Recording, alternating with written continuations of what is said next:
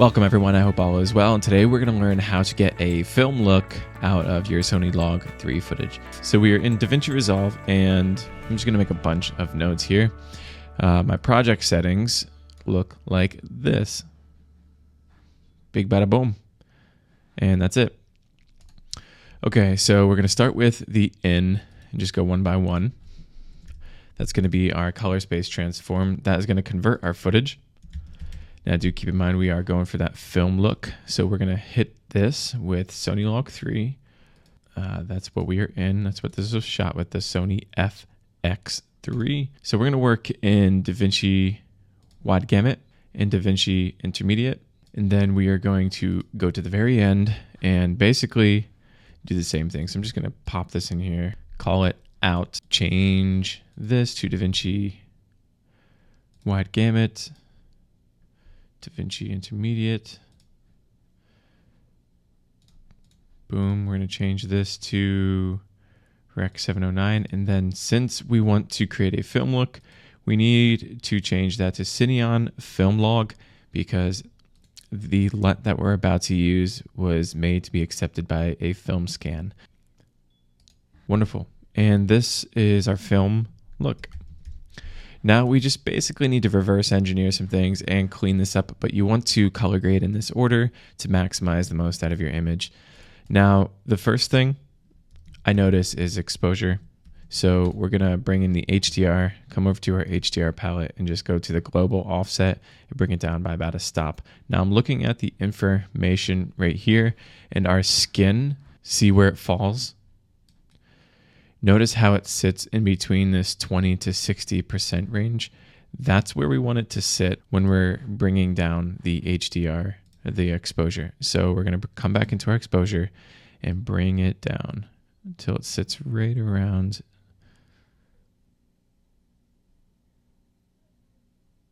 there.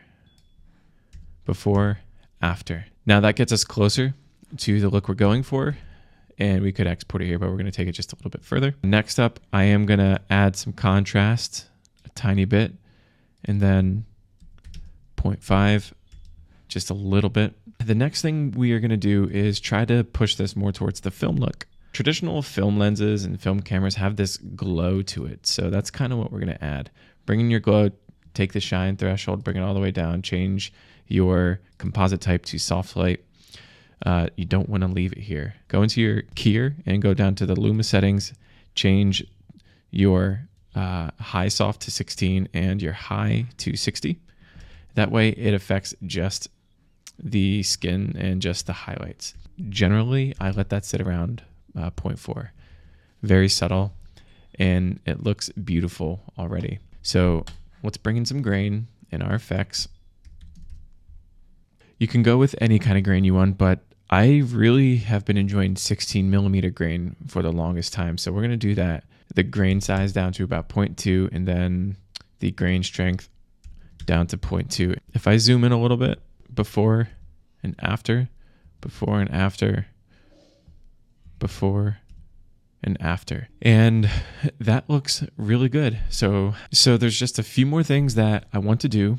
And it's going to look like this. We just want to separate our subject from the background. So let's grab a vignette or a mask, invert it, put it over our subject right around here. And then come into your curves, find the 18% gray or close to it, and just bring it down just a little bit. Now we're focused on our subject. And we need to track our mask. So I'm going to click these two little arrows and it'll track it forward and backwards.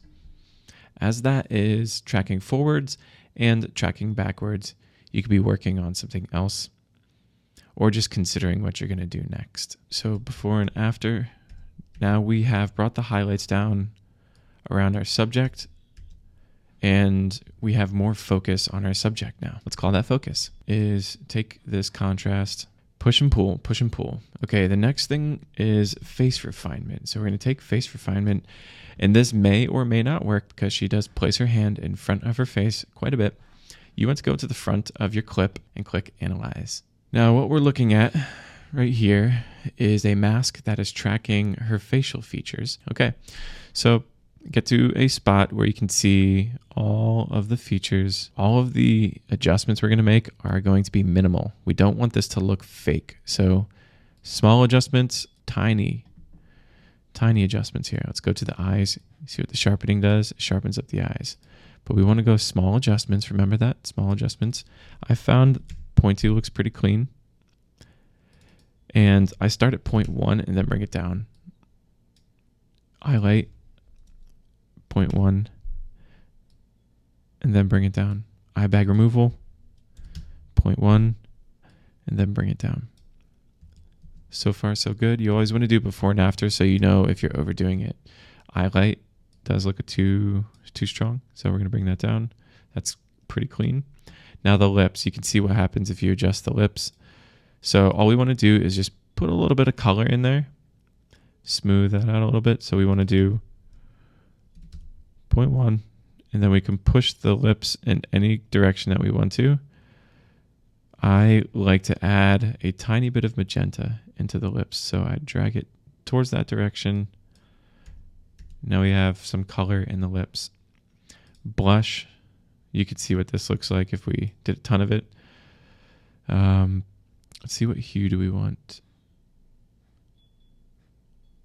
Yeah, so that's the hue we want. I just want to bring the saturation down, but I am changing the hue a tiny bit. There we go. So that looks pretty. Forehead, there's not really too much going on here. You can smooth it out. You see what happens there. I'm going to add a tiny bit of smoothing. The cheek retouching is fine. Chin retouching is fine. And then global blend to make it look natural. Just go to 0.8 and that'll kind of smooth everything out. So you can see before and after. Now we have a lot of focus on the eyes. And this is looking really, really good. Okay. So the next thing I want to do is come back into our focus and then change the mid-tone detail and bring it down to -15 and then bring down the sharpness by 0.2. And what that's doing is adding some blur around our subject to soften out the background to add artificial bokeh. The last thing I want to do at the very end, let's clean that up, is add a vignette. So I'll drag this until the parameters, soften this out, drag it out until it hits the edges, invert our mask. And just to see what's going on, I'll show you a dramatic version. So if we brought that down, you see how it's darkening the edges. That's kind of what we're going to do. Now I'm going to turn on editable splines, click up here, and then just bring down the edges and then bring down our total. So you can see it softens out the edges. You can add finishing LUTs if you have finishing LUTs. Monterey, bring it down to 0.3. And I like what that does to our image. I think I'm going to stick with this one. If you want to pick up these LUTs, there's going to be a link in the description. They are finishing LUTs, so keep that in mind. They don't convert your image. They're meant to go at the very end. Sharpness. So you want to place the sharpness before the grain. We'll come into our mid-tone detail. 9 is more than enough. And then sharpness, 0.48. You can see in your scopes here how it sharpens up the image. And that is all. Thank you so much for watching. For more videos like this, you know what to do.